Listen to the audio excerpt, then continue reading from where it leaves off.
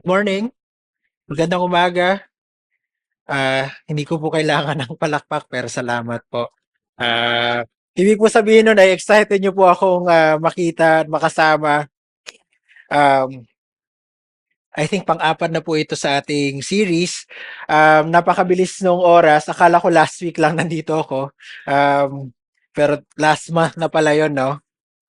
At nagpo-progress na po yung ating series. Nasa chapter 2 na po tayo ng First John.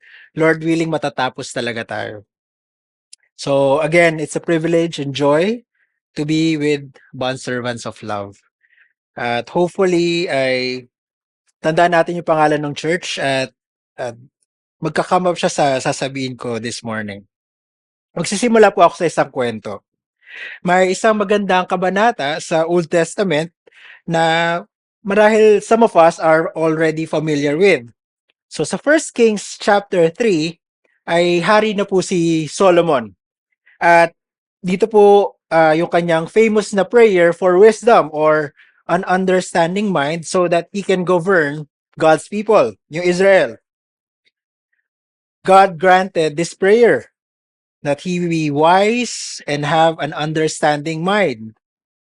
And not long after, nagkaroon siya ng opportunity para i-test itong wisdom na binigay sa kanya ng Panginoon. Ito yung kwento. May dalawang babae na lumapit kay King Solomon. Ayon sa story ay dalawa daw silang prostitutes na magkasama sa bahay. Pareho silang buntis at pareho silang nanganak.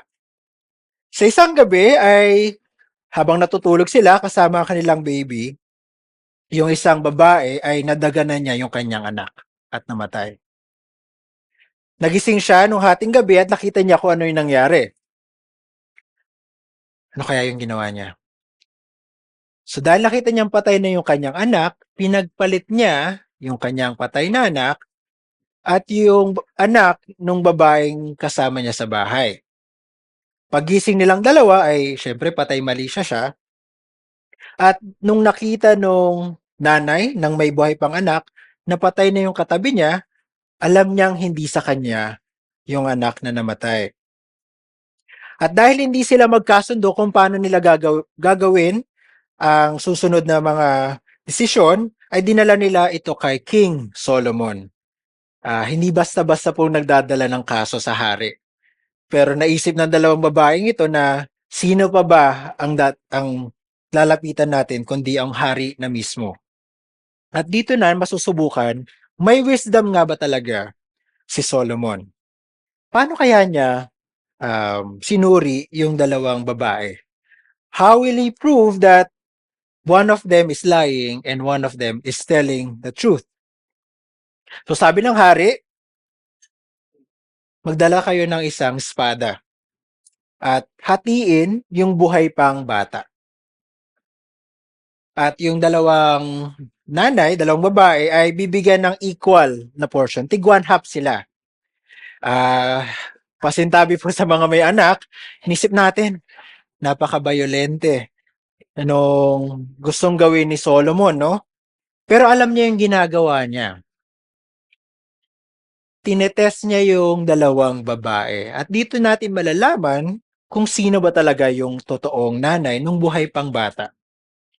Sabi ng isang babae, yung totoong nanay, Haring Solomon, huwag mong gawin yan, ibigay mo na lang yung buhay pang anak dun sa babae.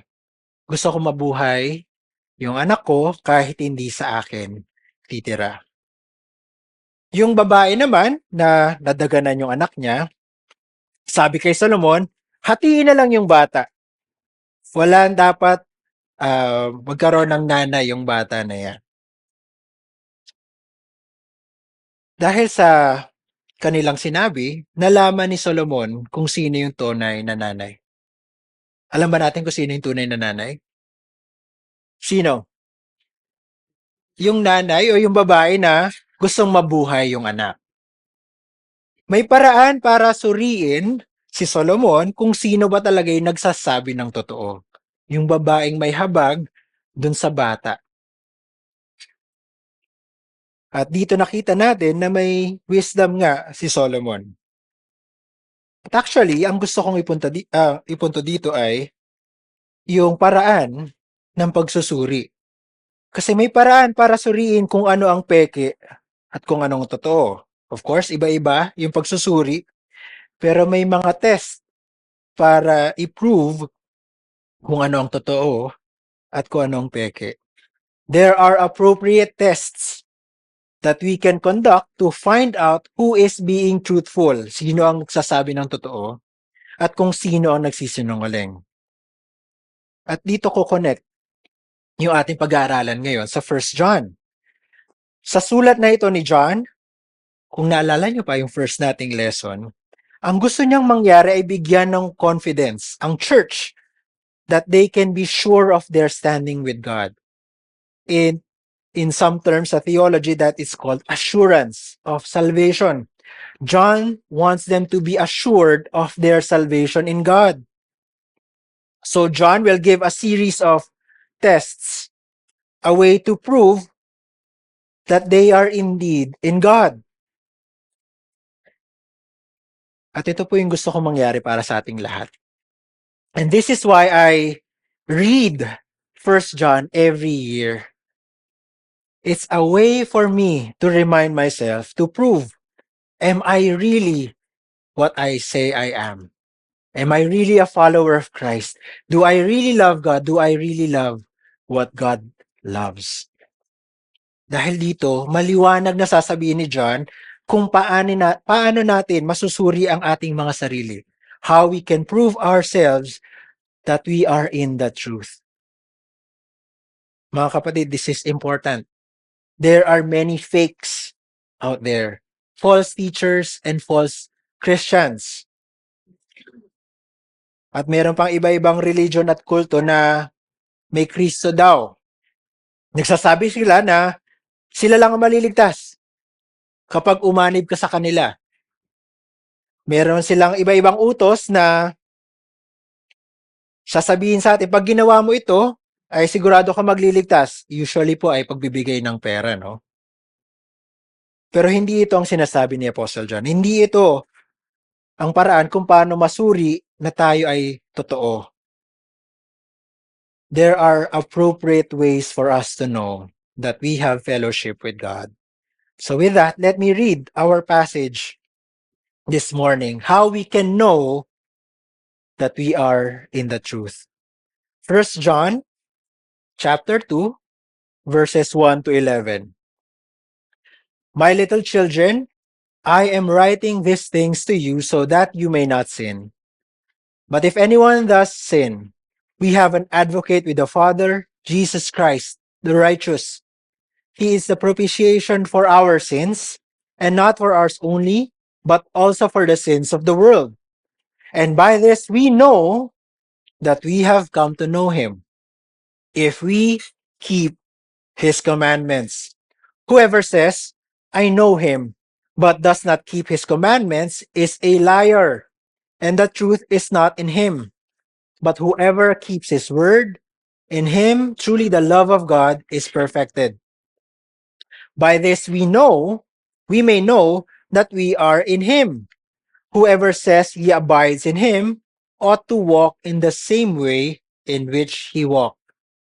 Beloved, I am writing you no new commandment, but an old commandment that you had from the beginning.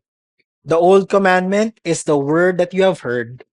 At the same time, it is a new commandment that I am writing to you, which is true in him and in you, because the darkness is passing away and the true light is already shining. Whoever says he is in the light and hates his brother is still in darkness. Whoever loves his brother abides in the light, and in him there is no cause for stumbling. But whoever hates his brother is in the darkness and walks in the darkness and does not know where he is going, because that darkness has blinded his eyes. Let's pray. Help us, Heavenly Father, to have eyes to see and have ears to hear your word. Plant it deep in our hearts that it may bear fruit fruit of godliness, fruit of faith, fruit of love. In Jesus' name, amen. It is a legitimate question. How can I know that I am saved? How can I be sure of God's love? How can I be sure that I can call myself a Christian? Tama pong itanong iyon. How can I be sure? When Jesus said to lose my life for His sake and the Gospels, and that I will save it, how can I be sure that I indeed have saved it? Inisip natin, binigay na natin ang buhay natin kay Jesus at sa Ebanghelyo. Tunay nga bang makakamit ko yung pinangako niyang buhay na walang hanggan? Natural po ang maging sigurista, mga kapatid. Sino po ba dito ang magsusugal ng kanilang buhay? Wala naman, di ba? Kaya po tayo mahilig sa mga produktong may 99.9% chance. Nililinis ang ating damit or 99.9% chance na ligtas tayo makakarating sa ating pupuntahan kahit yung motor ay parang mukhang hindi 99.9% chance na safe. Paano nga po ba tayo makakasigurado? Kaya po, yung title po ng series natin ay Sigurado, ang katiyakan nating mga Kristiyano. Dahil ito yung binibigay sa atin ni John. Mga katiyakan kung paano tayo magiging sigurado sa ating tindig sa Panginoon. There are 3 ways in our passage of how we can be sure. First, the proof of what we believe. Second, the proof of living according to our beliefs. And last is the proof of loving the brethren. Iisa-isahin po natin yon. So una, magiging sigurado tayo kung tama ang ating pagkilala kay Jesus. Believing in the biblical Jesus. Assurance is found in Jesus alone, in knowing Jesus alone. Kaya po nag-devote tayo ng one sermon to know that Jesus is the Son of God and the Son of Man. Kung hindi po ito yung pagkakilala natin kay Jesus, ay hindi po si Jesus yun. Mali po yung ating pinaniniwalaan. And verses 1 and 2 of our passage tell us why this is important. Alam ko, binanggit ko to last month. Sasabihin ko sana last week, no? Parang last week lang talaga eh. I am writing these things to you so that you may not sin. But if anyone does sin, we have an advocate with the Father, Jesus Christ the righteous. He is the propitiation for our sins. And not for ours only, but also for the sins of the world. Review lamang po. Let's remember that Jesus is our advocate. We can be sure when we believe in Christ because He appeals to God on our behalf. Hindi po siya lawyer na may professional fees. Nilalapit po niya tayo sa Diyos bilang kaibigan. Bilang malapit na kaibigan. Yung pagkakagamit ng advocate is not someone professionally or a duty, but this is a close and intimate friend who appeals for our case. Kapag lalapit tayo sa Diyos, si Jesus na mismo ay nauna pa sa atin. He is right there with us. Alam ni Jesus ang ating kahinaan. Alam niya ang ating mga concerns at He cares for us. This is what we should believe about Christ. He is our advocate. Second, He is righteous. Only the perfectly righteous is accepted in God's presence. Kaya po yung kwento kanina, yung dalawang prostitutes lumapit kay King Solomon. Actually, close to impossible po yun mangyari. Dahil wala naman po silang, di po nila kaano-ano si Solomon. Bawal pong lumapit sa hari ang kung sino-sino lang. Tayo rin po 'no, hindi naman po tayo puwedeng pumunta sa Malacanang nang walang pasabi 'no, makipag-meeting po ako kay President Marcos. Hindi po puwede 'yun, kailangan natin ng pasabi, kailangan tayong ma-approve. Hindi ba masigit pa yung kailangan kung lalapitan natin ang Diyos? Sino ba sa atin ang magiging matapang lumapit sa Diyos nang walang pasabi? Kaya nating gawin 'yun dahil si Jesus ang lumalapit para sa atin and He is righteous. He is accepted. Hindi natin kailangan mag-doubt na tatanggapin tayo ng Diyos because Jesus comes on our behalf and He is righteous. He will be accepted. Maraming taong nag-iisip, tatanggapin ba tayo ng Diyos? Maraming magsasabi, hindi, makasalanan ako eh. Marami akong maling nagawa. Tama, walang makakalapit sa Diyos. Kailangan nila ng lalapit para sa kanila at kailangan nila ng matuwid na lalapit para sa kanila. Jesus is both. Let us believe that our Jesus is righteous and our righteous advocate. Let us also believe that Jesus has paid it all completely. He is our propitiation for our sins. Meron tayong assurance lumapit sa Panginoon dahil nilinis ni Jesus lahat ng ating kasalanan. Dalawang bagay yung ginawa ni Jesus when He became our sacrifice. Ang ating mga kasalanan ay bayad na. Our sins are canceled. And God's wrath is satisfied. Dati sa Old Testament, kailangan nila ng sacrifice dahil regularly, dahil lagi sila nagkakasala. Hindi sila makakalapit sa Diyos kung wala silang sacrifice to pay for their sins. The sin offering, usually an animal, yung dugo, allows for them for their sins to be paid for or canceled. And dahil pinatay at sinunog yung laman, yun po yung simbolo na wala nang puot yung Diyos sa'yo. Nandun na sa alay mo, sa sacrifice. Jesus did the same thing when He died on the cross for us.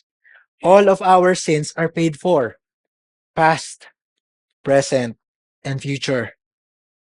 This is why John tells us, confess your sins because He is just and able to forgive. Siya lang naman yung makapagdadala sa atin sa Diyos at makapaglilinis ng ating kasalanan. And wala na tayong puot na tatanggapin sa Diyos Ama. Nisip natin, bayad na yung ating mga kasalanan, pero galit pa rin siguro yung Diyos sa akin, no? Kaya kailangan kong araw-araw magsakripisyo. Hindi. Yung kabayar ni Jesus, kaya sa Kanya, kaya yung krus ng Kalbaryo ay naging mahalaga. Yung kabuuan ng puot ng Diyos sa lahat ng makasalanan ay nandun na nung namatay si Jesus. Hindi ba't nakakaluwag ng damdamin na hindi na natin tatanggapin ang puot ng Diyos? Maraming tao ang iniisip na bawat araw natatakot sila sa mangyayari sa buhay nila. Bakit? Hindi man nila sabihin, natatakot sila sa huling hantungan, sa lahat ng kanilang pinagagawa sa buhay, hindi sa naniwala sa Diyos. Alam nilang makakaharap nila ang kanilang Creator. At alam nila na kailangan siyang katakutan. Dahil yung puot niya para sa ating kasalanan, our unbelief, ay finally tatanggapin natin. Maraming tao, iniisip nila dito sa buhay na to, tatakbo at tatakbo ako hanggat kaya ko. Pero darating ang araw, mga kapatid, mga kaibigan, wala nang takbuhan. Makakaharap natin ng Diyos. At kung wala ka kay Kristo, ay yung puot ng Diyos para sa'yo ay walang pambayad. ikaw ang tatanggap ng kabuuan. Kaya tayo may kumpiyansa kay Jesus dahil hindi na natin tatanggapin ang puot ng Diyos. May kalayaan tayong mabuhay para sa Diyos, hindi dahil sa takot na may inisip pa natin meron tayong parusa. May takot na tayo dahil siya'y banal at kailangan na tayo maging banal tulad niya. May pag-ibig ang Diyos para sa atin. Sabi ni R.C. Sproul, there is no greater state than to get up from your knees knowing that God has forgiven every sin you've ever committed. What an assurance that we will no longer receive punishment for our sins, God's wrath, because Jesus paid it all. We can trust Jesus, and that is our assurance to live life. This is the foundation, knowing God through Jesus Christ. Why we can be sure in this life. What we believe about Jesus brings us the conviction, should bring us the conviction that we are indeed God's children. Mahal tayo ng Diyos dahil kay Jesus. Because Jesus alone is able to save and bring us to God. The proof of our assurance, the root of our assurance is Jesus Christ. And we are in Him. This belief, this faith in Christ leads to another proof of our assurance. At yun yung binabanggit ni John. To keep God's commandments or obedience to God. Ito yung pangalawang test.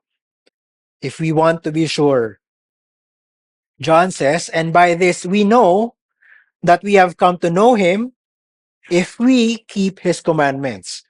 Ano sinasabi dito ni John? If we truly have come to Christ or believe in God through Jesus Christ, we have come to know Him, may proof. We will keep His commandments. This is how we prove that we indeed believe in Jesus Christ. We obey God. Knowing Him is not knowing facts about Him. Hindi yung magre-research tayo, ano nga ba yung kailangan ko malaman tungkol kay Jesus? Ililista mo, kakabisaduhin mo, baka may quiz sa heaven ito yung tatanungin sa akin, kailangan perfect para makapasok ako. Hindi yun. It is knowing Jesus personally for yourself. It's having a relationship with Christ. Sa mga may asawa dito, hindi po natin pinakasalan yung ating mga asawa, tapos nag-research tayo, no? Ano nga ba yung tungkol sa kanya? Ito, kakabisaduhin ko to para tama yung gagawin ko. Hindi. Kinikilala natin, hindi by memorization, but by actually knowing, finding out, discovering that person. Yun po yung sinasabi ni John. Kung sinasabi natin kilala natin at mahal natin ang Diyos, hindi lang ito yung mga facts and information. It's an actual relationship with God. At paano natin masasabi na may tama tayong kaalaman? True knowledge or true relationship, John is saying, we keep His commandments. Knowing God leads to obeying God. Paano kung hindi natin sundin ng Diyos? Sabihin natin, alam ko na yung doctrine, okay na yun, makakapasok ako sa heaven. Yun actually yung sinasabi ng mga false teachers. Marami akong alam. Actually, mas marami akong alam kay John at sa church. Kaya nga umalis na ako sa church eh. Yun yung sinasabi ng mga false teachers dito. Mas magaling ako. Marami akong secret knowledge. Paano kung hindi nila sinusunod yung Diyos? Then you will have a problem with assurance. And the root of doubting your assurance, being disobedient, is sin. Sabi ni John MacArthur, perhaps the most obvious reason for lacking assurance is disobedience, because assurance is the reward for obedience. Hebrews 10:22 strongly points that out.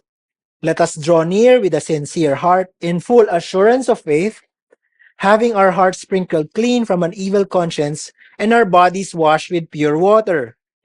It's been well said that high degrees of assurance cannot be enjoyed by those who persist in low levels of obedience. To live in sin is to live in doubt. End of quote. Ulitin ko yun. High degrees of assurance cannot be enjoyed by those who persist in low levels of obedience. Gusto mong magpatuloy sa kasalanan? Magpatuloy ka din na wala kang assurance. Disobedience does not give any one of us confidence to stand before God. Kaya ka hindi assured dahil patuloy ka sa kasalanan. Hindi nakikita yung sinasabi mo sa buhay mo. What a terrible way to live. To not be assured of God's love. Why? You continue to live in sin. You say you love God, but it seems that your life is saying, I love sin more than God. But let's not get it in reverse. We don't obey so we can be sure. We cannot earn God's salvation by obeying. Ito po yung ginagawa ng maraming religion, no? Paramihan na lang tayo ng good works para makalapit tayo sa Diyos. Hindi po yung sinasabi ni John. Kaya po siya nagsimula sa right belief in Christ and having a right relationship with Christ. Because we are loved by God in Jesus Christ, we obey. God has done the work so that our lives show that we are indeed new in Christ. We are not trying to earn God's favor and acceptance. Only Jesus has done that. We are already accepted because of Christ. So we obey and keep His commandments. We show our faith in God by living godly lives. Our obedience proves our fellowship with God. Clear? Our obedience proves our fellowship with God. Nauna po yung fellowship, yung right relationship with God. That leads to obedience. John will use 3 different phrases to mean the same thing as obeying God. Una, we keep His commandments. Second, we keep His word. And third, we walk in the same way in which He walked. Magbibigay po ito ng iba't ibang angle about obedience. So, tignan po natin kung paano natin mafo-fully obey ang Panginoon. Sabi ni John, and by this we know that we have come to know Him. Verse 4, if we keep His commandments. Whoever says, I know Him, but does not keep His commandments is a liar. And the truth is not in him. But whoever keeps His word, in him truly the love of God is perfected. By this we know that we are in Him. Whoever says he abides in Him ought to walk in the same way in which He walked. Isa-isayin po natin. What are His commandments? What does it mean to keep His commandments? Yung sa His commandments po ay refers to God. God's commandments. What are God's commandments? God's commandments can be the summary of the Bible's teaching on how to live life, to please God. It is the moral obligation of living us as God's people. Yung illustration dito ni John, how can someone says he knows God, but does not live according to God's standards? It's preposterous. Kalokohan. Sinungaling. Yun yung sabi ni John. Whoever says, I know Him, but does not keep His commandments is a liar. Sinungaling ang nagsasabing kilala nila ang Diyos. Kung ano ang sinasabi ng Diyos sa kanilang sa Biblia, at hindi nila sinusunod ito, sinungaling yung nagsasabi na kilala nila yung Diyos. Tas wala ang buhay nila. Walang kamukha sa Biblia. Hindi hinuhulma ng Biblia. Sinungaling. Baka inisip natin, ang lupit naman ng salita ni Apostle John. Pwede bang, nagkamali lang siguro sila, no? Baka, ano bang pwede nating itawag? Huwag sinungaling kasi masyadong masakit. Masyado namang malupit na sasabihin natin sinungaling sila kagad. Gumagamit po ng mga mararahas na salita ang Panginoong Jesus. Kung nabasa po natin yung Gospels, no? Tatawagin niyang whitewashed tombs, brood of vipers, ang mga false teachers, yung mga self-righteous teachers nung kanyang panahon. Gumagamit po ng marahas na salita ang Panginoong Jesus dahil ito po yung ginagawa nila sa ibang tao. Karahasan ang false teaching. Pero bago natin suriin at sabihin sinungaling ang ibang tao, mabuting suriin muna natin ang ating mga sarili. Can I describe my life as keeping God's commandments? Sinusunod ko ba ang mga utos ng Diyos? Hindi lamang po yung 10 Commandments, but the whole summary of God's moral commands. Ito po yung layunin ni John, to test ourselves. Because John is saying, those who know God will definitely, surely produce the fruit of knowing God.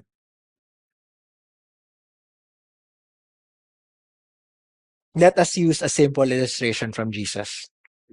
A good tree will bear a good fruit. Ang puno ng mangga ay magbubunga ng santol. Mangga, tama? Imposible po na santol ang maging bunga. But a good tree will not bear a bad fruit. Nor a bad tree bear a good fruit. Tulad ng sinabi ko, a mango tree will not bear a santol. A santol tree will not bear a mango. We will recognize people. We will recognize ourselves by our fruits. The good person out of the good treasure of his heart produces good, Jesus says. And the evil person out of his evil treasure produces evil. For out of the abundance of the heart, his mouth speaks. That's Luke 6:45. Kung titingnan natin ang ating mga buhay, does it look like keeping God's commandments? Bago po natin husgahan yung ibang tao, John is telling us, husgahan mo muna yung nakikita mo sa salamin. Are we keeping God's moral standards as a way to prove that we indeed love God and have received new life from God? Second, John says to keep his word. Whoever keeps his word, truly in this one, the love of God is perfected. Hindi po siya conditional statement na if it's a declarative statement. Whoever keeps his word. Dapat po nagpo-flow yung tamang buhay. It simply means that we know the love of God is in us when we obey his word. So this is God's word. Again, synonym lang po nung God's commandments. Pero malaga pong aspeto dito ay yung sinasabi ni John, in him the love of God is being perfected. Being perfected means that our obedience shows that the love of God is growing in our lives. It is growing to completion. Yun po yung perfection, completion. There is growing evidence of God's love in your life when we continually obey. We are not simply godly in word. Our obedience actually makes us godly. Naisip niyo na po ba yun? That we can be called godly? Isip na, hindi ako yan. Pwedeng in humility, by God's grace alone, we can be godly. Pero I'm sure maraming tao, ayaw nilang matawag na godly dahil alam nilang sila ay patuloy pa rin sa kasalanan. But the Bible says that we ought to be godly. Aspiration po siya nating lahat to keep His word, because to be godly means to have God in our lives. The love of God being perfected in our lives. Isn't that amazing? Na pwede tayong matawag na maka-Diyos, godly. And it's not a far-off reality. Pagdating ni Jesus, perfect na ako. Doon ko na lang masasabing godly ako. John is saying it should be daily. It's growing. Being perfected means there's a process of growth. Para po siyang puno na patuloy na lumalago.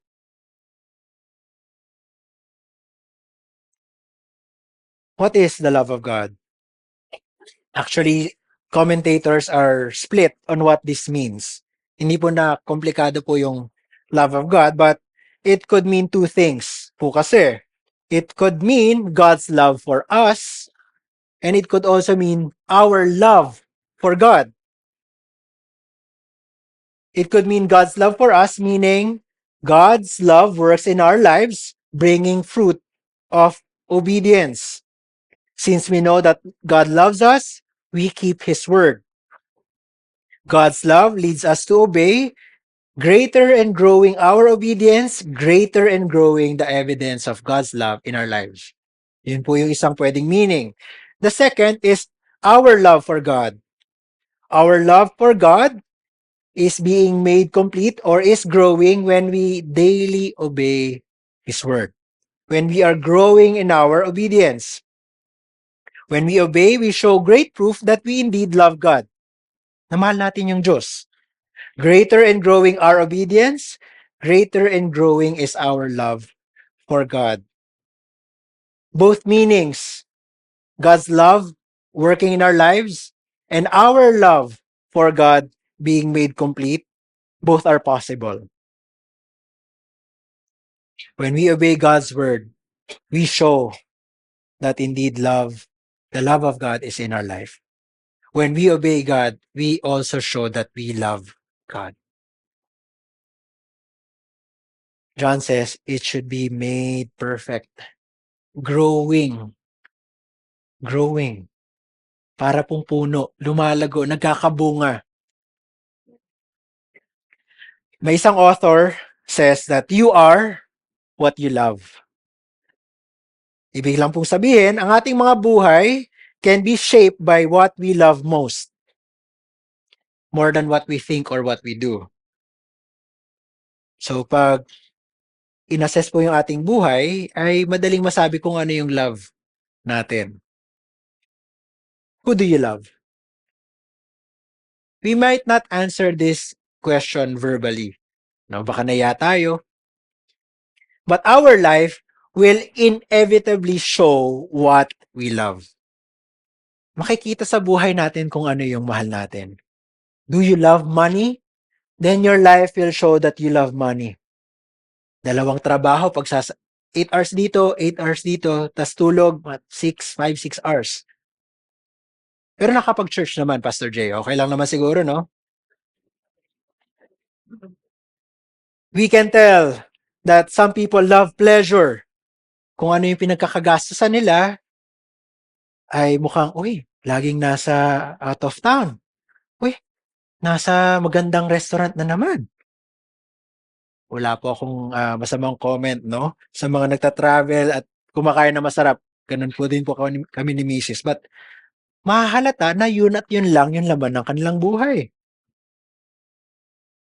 Many people might not say it, but we can tell that they love power, influence over people.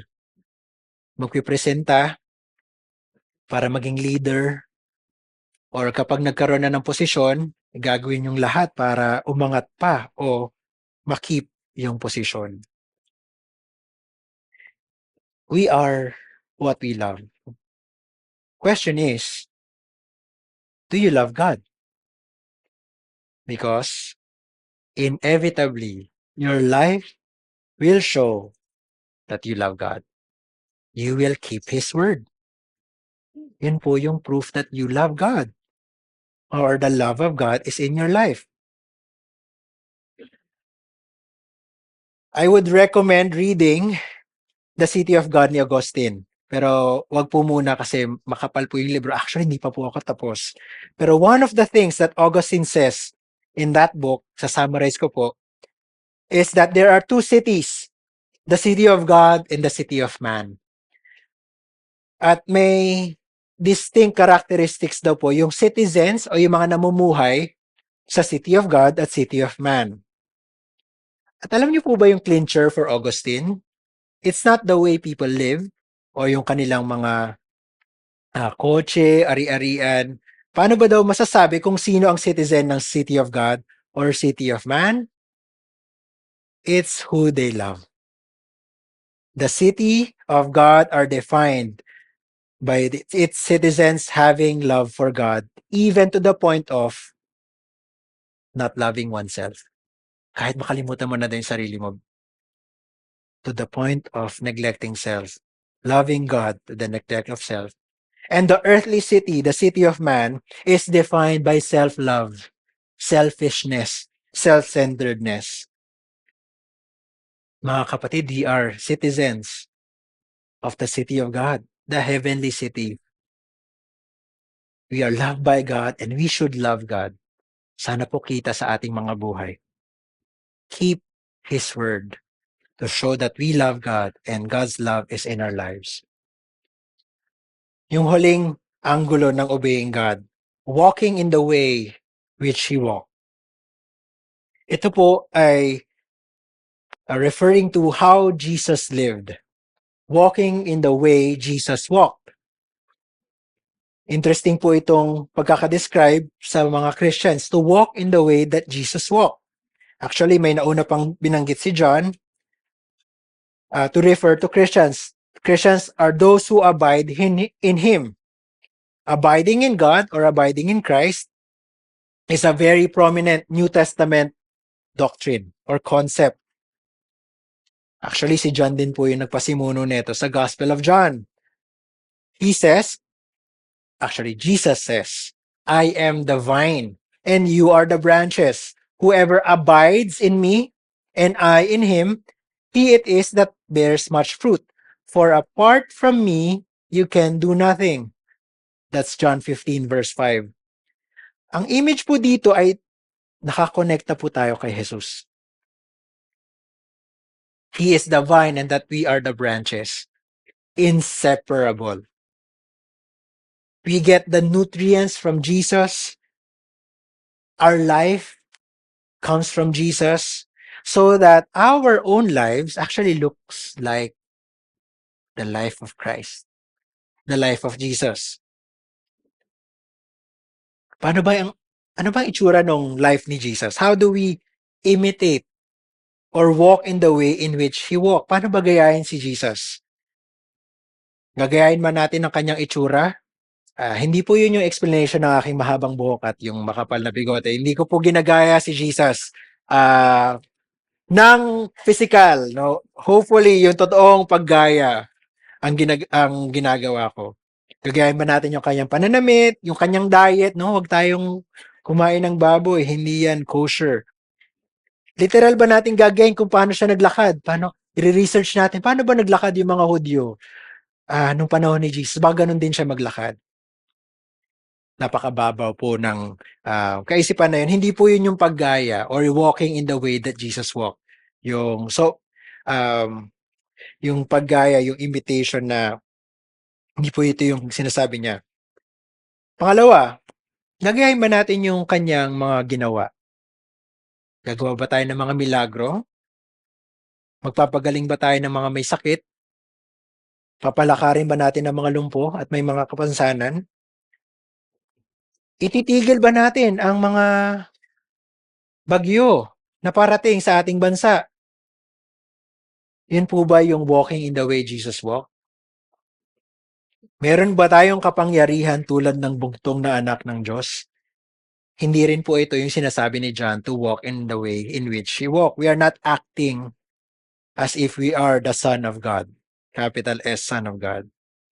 So paano nga ba mamuhay or maglakad na parang si Jesus? Ito po. The Lord Jesus Christ fully entrusted his life to God. His whole way of life is lived for God alone. Yun po yung ibig sabihin to walk in which he walked, to fully entrust our lives to God. He kept God's commands and he lived according to God's word. Yung asal po ni Jesus. Ang pamumuhay ni Jesus ay ang pagpapasakop sa buong kalooban ng Diyos. Hindi lang yung gaya-gaya, pero buong buhay nagpapasakop tayo sa Diyos. It has to do with living our whole life in God's presence, just as Jesus did. Gusto ko po yung lumang term, no? Coram Deo, to live in the presence of God daily. Walang segundo, walang oras na nakabreak. Lahat ng oras ay para sa Diyos. We live, we eat, we drink, we brush our teeth, we sit down, we stand, we work, we live with our parents, we live with our spouses, our children, all in God's presence, under the authority of God. This is walking in the way that Jesus walked. Obeying God because God alone is the authority. Binigyan tayo ni Paul ng isang semblance of how this looks like. Paul says in Philippians 2 verses 4 to 5 sa Tagalog, pahalagahan ninyo ang kapakanan ng iba at hindi lamang ang kapakanan ng inyong sarili. Taglayin ninyo ang pag-iisip na tulad ng kay Kristo Jesus. Our obedience, our keeping of God's commandments, of keeping His word should be a humble obedience, just as Jesus did. Hindi po nagyayabang si Jesus nung siya'y namuhay dito. Ako lang yung mahal ng Diyos. He was humble. He cared for others more than himself. Selfless. To think of others more than ourselves. At dito ko i-connect yung huling proof that we know that we are indeed in God. We want to show that we are indeed God's people. We should live a life of loving one another. Beloved, I am writing you no new commandment, but an old commandment that you had from the beginning. The old commandment is the word that you have heard. At the same time, it is a new commandment that I am writing to you, which is true in him and in you, because the darkness is passing away and the true light is already shining. Whoever says he is in the light and hates his brother is still in darkness. Whoever loves his brother abides in the light, and in him there is no cause for stumbling. But whoever hates his brother is in the darkness and walks in the darkness and does not know where he is going, because the darkness has blinded his eyes. It seems that John is building up to a particular commandment to truly show or truly prove that Christians are indeed Christians.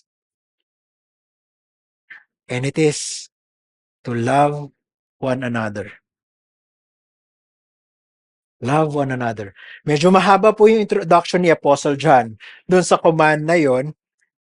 Pero ito po yung new but also old commandment that we love one another.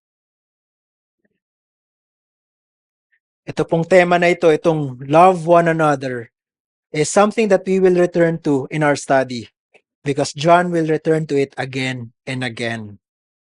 Bakit kailangan nating malaman ng pagpapatotoo natin bilang mga Kristiyano hinges not just on our belief, not just on how we live our life as godly people, but also that we love one another? Because love for one another shows that indeed the love of God is in us. Because God has so loved your brother and sister as well. Hindi lang tayo yung mahal ng Diyos. Minahal ng Diyos ang kanyang bayan. The church. Sabi ni John, this is old but also new.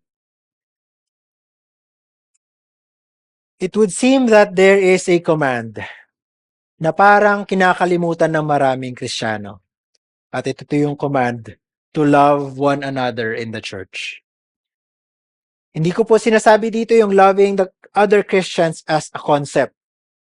I think mag-agree naman tayo. Sinabi ni Jesus sa Gospels, sinasabi ni John dito that we should love one another. Maraming sinasabi ang mga apostol in the New Testament that we should love one another. It's easy to agree to that truth. But how about in practice? God is not concerned with love as an idea. Love for God is not just an idea. Love for others is not just an idea. Love should be exercised. John is concerned about actual love in the church, actual love for the brethren, because it is a sure marker that you are indeed a Christian. Nakakalungkot na maraming mga Kristiyano ang ayaw sa church. Hindi po natin sila fully husgahan. Pero if we are going to base our opinion on 1 John, mukhang may kulang. Tama ba yung sinasabi nila? Mahal nila yung Diyos, namumuhay naman sila ng tapat, ng tuwid, pero ayaw nila sa church? Sabi ni John, if they don't love the brethren, then they are walking in darkness. May mali sa sinasabi nila. Bakit nga ba mahalaga to love one another? It is rooted in how John calls other Christians beloved. Christians are beloved because God has loved them. Mahilig gamitin ni John itong beloved. Hindi lang para sa kanyang sarili, pero para sa church. Hindi lamang dahil mahal niya ang church, pero dahil mahal ng Diyos ang church. Yung word po na ginamit dyan in the Greek is translated by other Bibles as dear friends. Pero po may mali po doon because there is a Greek that refers to friendly love. Yung love for friends. Kaso po yung ginamit dito is the word that refers to the love that only God has. Agape. God's love. John can call us beloved. At mga kapatid, pwede nating tawagin ng isa't isang beloved because we are the recipients of God's love. And we experience God's love.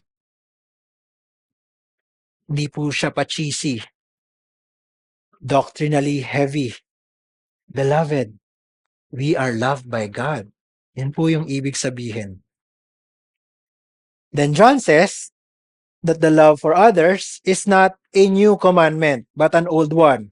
Sabi niya, from the beginning, it's from the word that you have heard. Basically, sinasabi lang po ni John, it is rooted in the gospel. The command to love one another is embedded in the word that they have heard from the beginning, and that is the gospel. The gospel is not good news that we are forgiven of our sins, that we are going to enjoy eternity with God, that we have new life. It's the good news that because God so loved us, He gave us His only Son.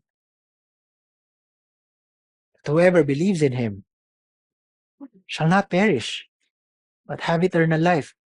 Papangunahan ko na yung series natin, no? One of my favorite passages in John is First John 3 verse 1. See what kind of love that God has for us. Anong klaseng pagmamahal ba yung binigay sa atin ng Diyos?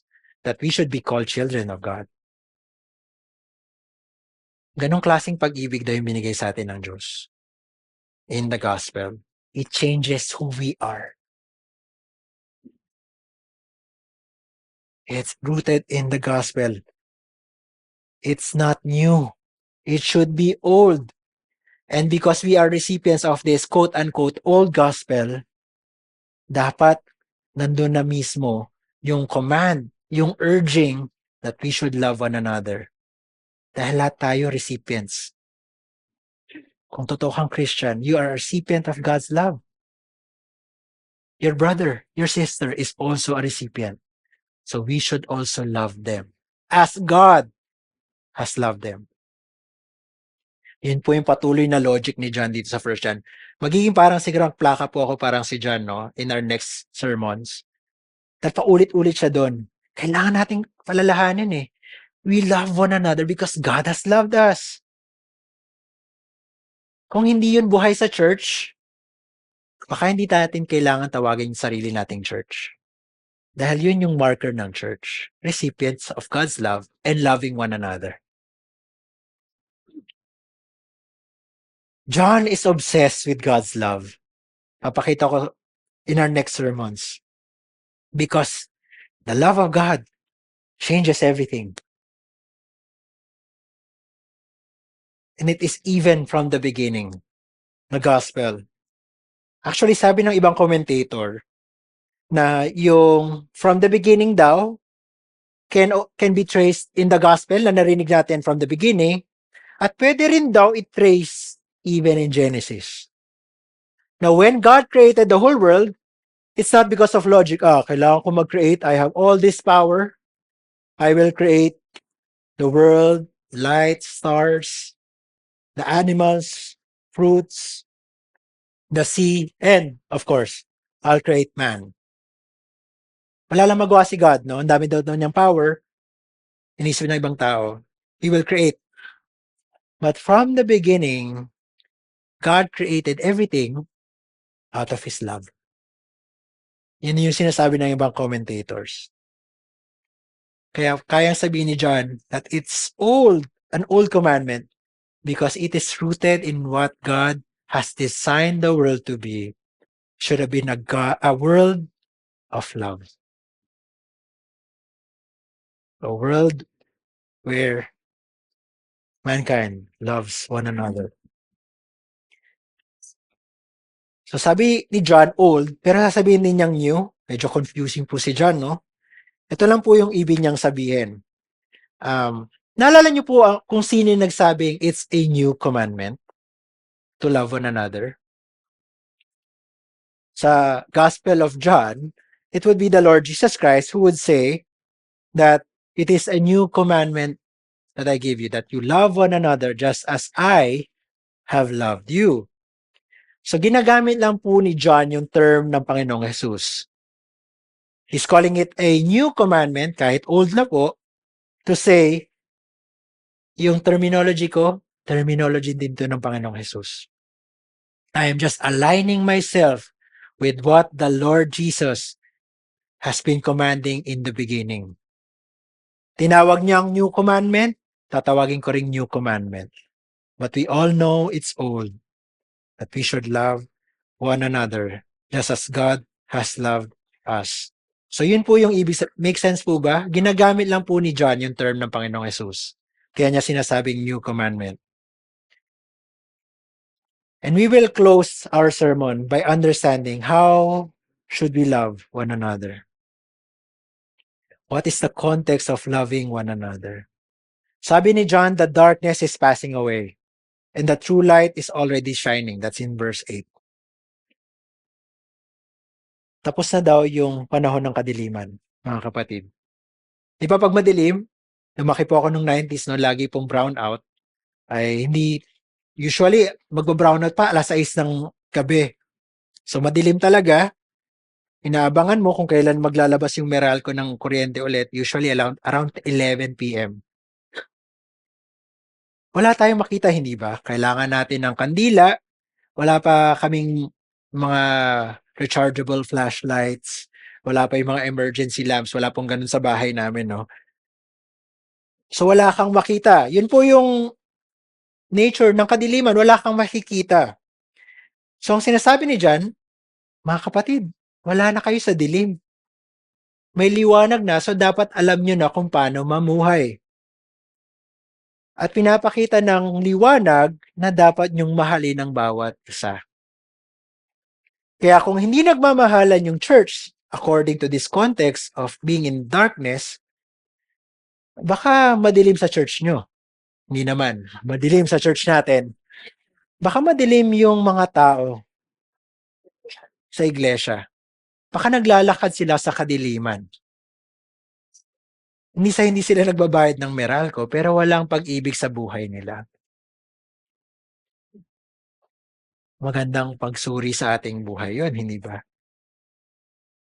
Baka nasa dilim ka pa. Yun nga yung sinasabi ni John. May mga nagsasabing, nasa liwanag na ako, but hates his brother, he is still in darkness. Ito na naman yung mararahas ng mga salita ni John. Hate? Hindi ba matinding akusasyon yan, John? Hate his brother?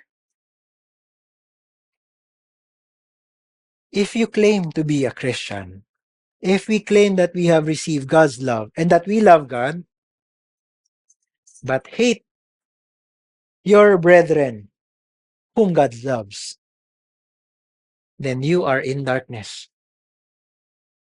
Matimbang yung hate because it's the absence of love. Hindi lang sa hindi mo siya pinapansin sa church. Hinusgahan mo na siya, itong kapatid na to. Baka hindi ko nga kailangang tawagin kapatid, baka hindi kapatid, no? Hindi mo alam, baka ikaw yung hindi kapatid. May kaisipan ka na sa mga tao nandito, kung sino mang Kristiyano, hindi ko to mamahalin. Hindi ka mahal-mahal to eh. Hindi ko nga naisip kung bakit to minahal ni Lord eh. Galing, mas magaling ka pa kay Lord, no? Katawa-tawa siya, pero the Bible says it's hate. It's hate. Kahit hindi mo lang pansinin. Pag-isipan mo ng konting mali siya, hindi ko bibigyan ng kape sa labas. Yung pandesal, yung pinakamatigas yung bibigay ko. Huwag naman po, no? Napakaliliit na mga bagay, no? Pero yung halimbawa na to, kasi kahit sa maliit na bagay, pwede natin pakita na galit tayo sa ating mga kapatiran. At ang malala nito, ang sabi ni John, dahil nasa dilim ka, we are in the darkness. Maliit o malaking expression of hatred, you are in the darkness. Nakakapangilabot, hindi po ba? Dahil ganun kaimportante yung pagmamahal sa kapwa nating kapatid na minahal ng Diyos. Ganun po katimbang. Hindi enough mga kapatid na tama yung paniniwalaan natin. Tama doktrina natin. That's good. Matuwid tayo. Hindi tayo nandadaya. Tayo ay godly. Tayo ay righteous. That's great. Pero hindi natin mahal yung mga nataong nasa church. Lahat ng ginagawa mo, baliwala. Nasa kadiliman ka pa rin. Ganun katimbang yung love. Actually, ganun sila katimbang, tatlo. Magkakasama sila. Bawal mong tanggalin ng ni isa. Right belief, right living, and right love for the body, for the brethren. That is how you prove you are a Christian. Why is hate so heavy? Why is it connected to darkness? Alam kong alam niyo to. Hatred distorts our perspective. Pag galit ka sa isang tao, no? Lahat ng gagawin niya mali. Actually, pag galit tayo, lahat mali. Tayo lang yung tama. It distorts our perspective. Yung interpretation natin ng mga bagay-bagay ay mali. Instead of having clear vision or having light, hatred leads us to sinful actions. Even self-righteous, sinful actions. We don't treat our brethren correctly, not simply because we don't like them, but the Bible says that there is hatred in our hearts for them. There's hate. Sabi ng isang commentator, we don't first misjudge people and then hate comes afterwards. Our view of them is already hatred from the start. Hindi dahil nakita mo siya, galit ako dito. Hindi ko gusto yung tabas ng pagmumukha nito eh. Diba? Hindi po daw ganon. May galit ka na sa puso mo kaya ayaw mo sa kapatid na to. Kung ano man yon, ay hindi ko po alam. At alam ng Diyos. Alam mo rin siguro kung bakit. Dinagdag ng author, but it is love which sees straight. It thinks clearly and makes us balance in our outlook, judgments, and conduct. End of quote. Love allows us to see the truth. Parang may liwanag. May liwanag dahil mahal natin ang isa't isa. Whoever loves his brother abides in the light, and in him there is no cause for stumbling. Even yung lack of love, nakakatisod, hindi lang ikaw, pero yung iba. Hate for the brethren is a cause for stumbling. At nadadapa ka lang naman talaga, di ba? Kung hindi mo nakikita yung dinadaanan mo. Dahil wala ka liwanag.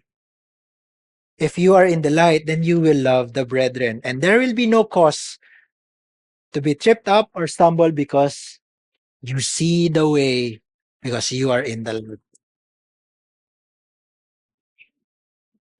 Why do you think the ministries that we love here in church does not seem to be growing? Why do you think some churches do not fulfill their mission, even if there is faithful teaching? John tells us the reason. Many people might want to serve God, but they don't love the people that they are serving alongside with. Kaya walang growth, walang vibrancy yung ministry. Even Jesus attests to this. Sabi niya in John 15:16-17, you did not choose me, but I chose you and appointed you that you should go and bear fruit, and that your fruit should abide, so that whatever you ask the Father in my name, He may give it to you. These things I command you, so that you love one another. May mga pinapanalangin ba tayo mukhang hindi sinasagot ng Panginoon? Mga ministry natin na mukhang walang bunga? So that you will love one another. Baka hindi natin sinusunod yun. We don't see the fruit in our prayers. We don't see the fruit in our ministries because we don't love the church. We don't live our lives so intimately with the church, with affection, with the love that God loves. Jesus tells us that the absence of love is unbecoming for a Christian. Hindi ka dapat tawaging Kristiyano. Yan po yung punot dulo. You don't love the church, you should not call yourself Christian because Jesus loves His church.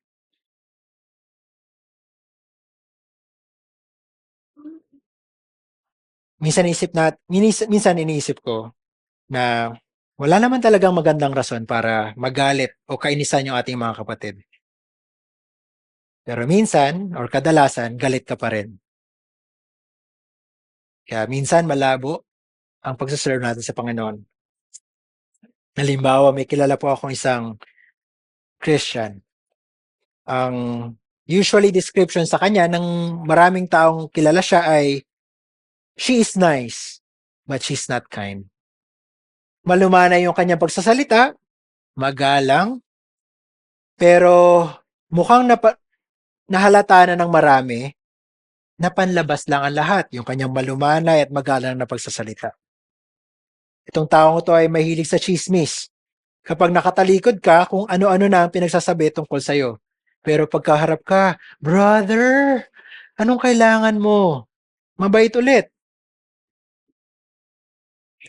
Does this behavior show love? Or does it show hate? I think we know the answer. Halimbawa lang po. Wala po akong tinutumbok dito. May kilala po talaga akong ganito. Wala po dito. Nasa iba pong lugar. But I think we know the answer. This is just an example. Pero may mga taong ganito. Mukhang mabait. Mukhang mahal tayo, pero alam natin yung totoo. The follow-up question is that, ako ba to? Ako ba yung feeling ko Christian pero hindi ko pala mahal yung church? Ako ba tong bait-baitan pero wala talaga akong tunay na pag-ibig sa Diyos at sa kapatid ko? Imbis na husgahan ng ibang tao, husgahan muna natin at patunayan muna natin ang ating sarili. You will know that you have a right relationship with God, that you are in God's light, that you have forgiveness in Christ, that you have love for God when we love the brethren. The church for Jesus, for John, for the apostles is not an abstract collection of people. It's the people here. Ito, the mga taong ito. This is the church. This is the people that we should love. This is the church that God is commanding us to love. And what an appropriate name for a church. Sabi ko sa inyo pupunta ako dun. Bond Servants of Love Church. To end, what is a bond servant? It is usually translated as slave. But basically, a bond servant or a slave is dedicated to one master alone. It is to live with selfless devotion. Only one master. Everything I do is for this master. One theologian said that there are 3 features to being a bond servant. First, humility. Second, obedience. And third, service. It just so happens na yung tatlong yun corresponds to the proofs that we have studied. We should be humble in knowing God as He revealed Himself in Christ. We should be obedient to keep His commandment, His word, and to walk as Jesus did. And lastly, we should serve with love for one another, just as God has loved His church. We can all be sure that we are God's children when we are growing in our faith, in our godly life, and in our love for the brethren. It is being made complete daily. Praise God that we can be sure, not because of our obedience or our love, but because this is what we find in His Word. This is what He has promised and what He commands us to do and that He will do for us. As the hymn says, how firm a foundation, ye saints of the Lord, is laid for your faith in His excellent word. Mga kapatid, sigurado tayo kay Kristo.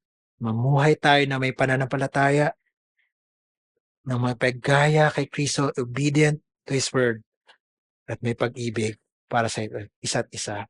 Let's pray. We thank You for Your word, a sure foundation for life, our assurance that we have Your love in our lives. Gracious Heavenly Father, grant us strength to live daily as you strengthen our faith in Jesus, as you fuel our obedience,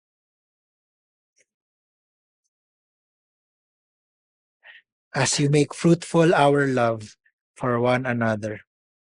Alam namin, Panginoon, na marami pang pwedeng mangyari. Marami pang pwedeng ilalim ang aming pananampalataya. Marami pa kaming pwedeng gawin to obey you. At lalong-lalo na mas marami pa kaming pwedeng maisip paano namin iibigin ng bawat isa dito sa bond servants of love. So we ask that we will indeed have eyes to see, ears to hear your word, so that this church will be known by its name. In this community here, and even beyond, wherever you place the people found in this church, that we are all slaves, bondservants to the love that we have from God. In His name we pray. Amen. Magandang umaga po ulit.